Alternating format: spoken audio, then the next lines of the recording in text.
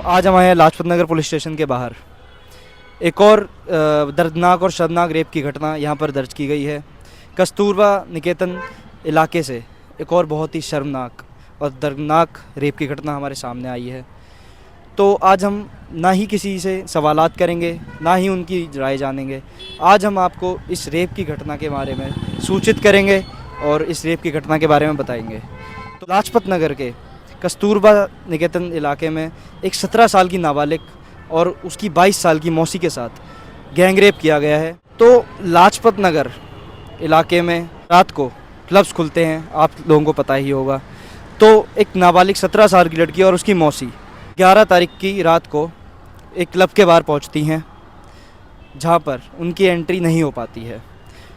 वो एंट्री नहीं करने पर बाहर जाकर क्लब से फ़ोन मिलाती हैं और पूरा ट्राई करती हैं कि उन्हें एंट्री मिल जाए। इतने में ही 5 युवक अपनी गाड़ी को वहाँ पर लाते हैं और गाड़ी लगाकर ड्रिंक करते हैं और उन्हें ऑब्ज़र्व करते हैं, उन्हें देखना स्टार्ट करते हैं। उन्हें देखते देखते और उनकी बातें सुनते हुए उन्हें पता लगता है कि उनकी भी एंट्री इस क्लब में नहीं हो रही है और वे भी इसी क्लब में जाना चाहते थे। तो उन्होंने गाड़ी से उतरकर उनसे पूछा कि क्या आपकी भी एंट्री नहीं हो रही है और क्या आप क्लब जाना चाहती हैं। तो उन्होंने उन्हें सामने से ऑफ़र किया कि दिल्ली में और भी आसपास क्लब हैं, जैसे मालवीय नगर और आसपास और भी कई सारे नाइट क्लब हैं, चलिए वहाँ पर चलते हैं। तो वो जो नाबालिग थी और उनकी मौसी ने उन्हें बोला कि आप थोड़ी देर ठहरिए, वहाँ पर वेट कीजिए और हम आपको थोड़ी देर बाद बता देंगे कि हमें आपके साथ जाना है या नहीं। और फिर उन युवकों ने अपना मोबाइल नंबर उन्हें दिया कि आप हमें कॉल कीजिएगा जैसे ही आपका कोई विचार बनता है। उसी के 5 से 10 मिनट बाद वे युवक वहाँ से जाते हैं और थोड़ी ही देर बाद वहाँ पर लौट के भी आते हैं।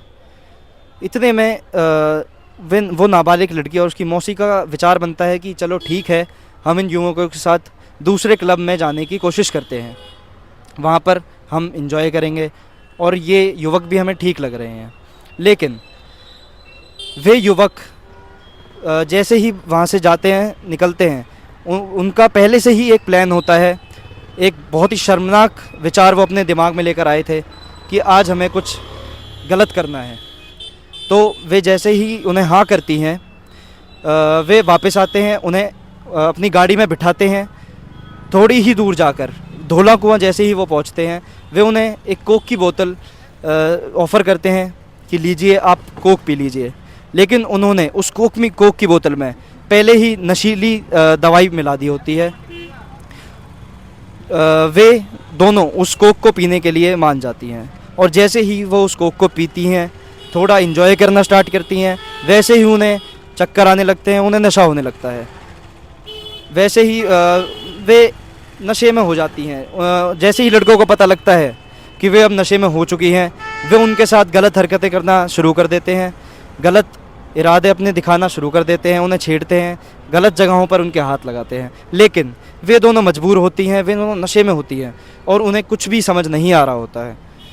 वे धोला कुआं से निकलकर आगे गाड़ी की रफ्तार बढ़ाते हैं और गुड़गांव की तरफ निकलने लगते हैं। गुड़गांव जाकर वे उन्हें बोलते हैं कि यहाँ पर भी क्लब हैं, चलो यहाँ चलते हैं।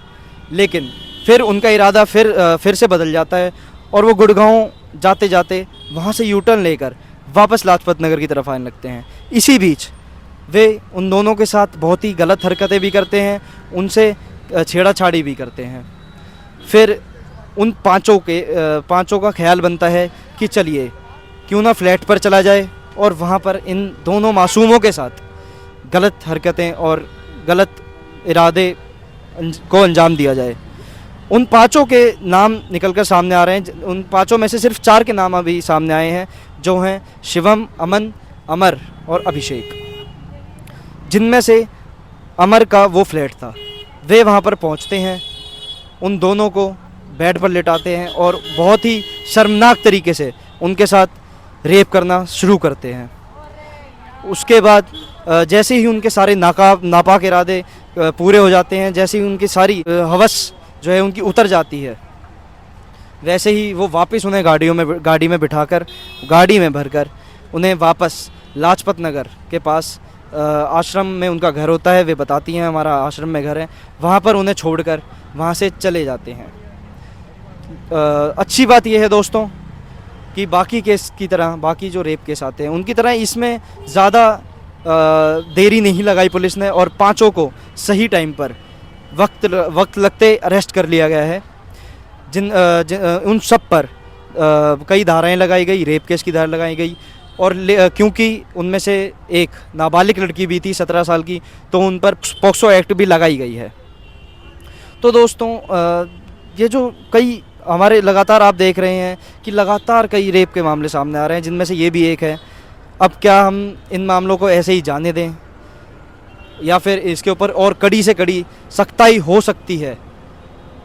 आप हमें कमेंट में भी बताइएगा इस चीज़ पर कि और क्या पुलिस को और क्या ऐसे कदम उठाने चाहिए कि दिल्ली में ये घटनाएं थमे, इन पर ब्रेक लगे। तो दोस्तों आज बहुत ही दुखद दिन है, तो हम इसी के साथ आपसे अलविदा लेना चाहेंगे। मैं निखिल शरावत, संवाददाता विचित्र टुडे।